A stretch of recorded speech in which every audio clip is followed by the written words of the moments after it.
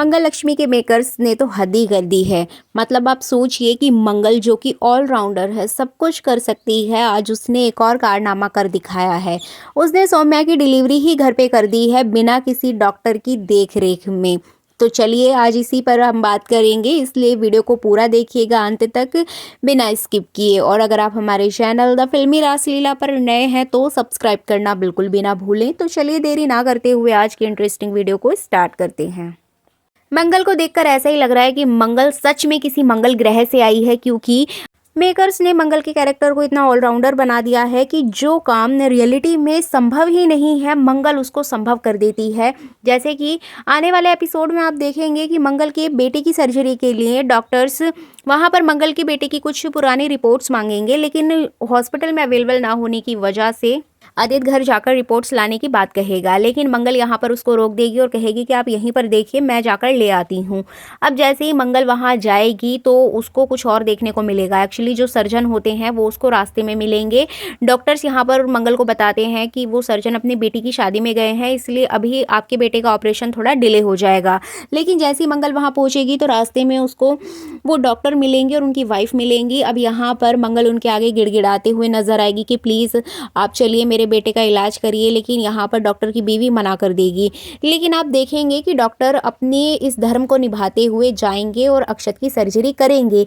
इसी बीच मंगल पहुंचेगी सीधा घर। अब यहाँ पर मंगल जानती है कि उसके बेटे के साथ जो कुछ भी हुआ वो सौम्या ने किया था। अब यहाँ पर वो सौम्या के ऊपर चिल्लाते हुए नजर आएगी, खूब उसको सुनाएगी, उसके मुंह पर पानी का गिलास भी फेंक देगी। लेकिन यहाँ पर तभी अचानक से सौम्या की तबीयत खराब होने लगेगी, उसको पेन होने लगेगा।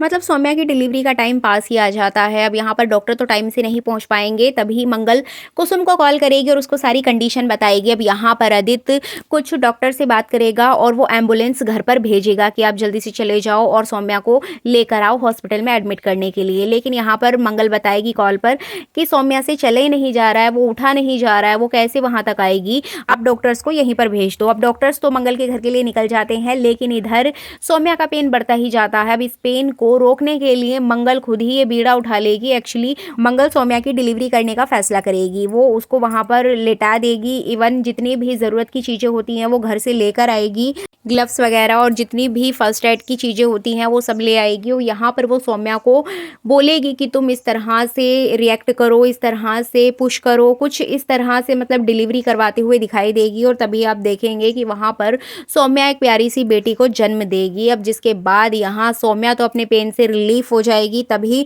मंगल भी खुश हो जाएगी, उस बच्ची को हाथ में लेगी, वो सौम्या को उस बच्ची को सौंप देगी। इवन यहाँ पर डॉक्टर्स भी आ जाएंगे तब तक।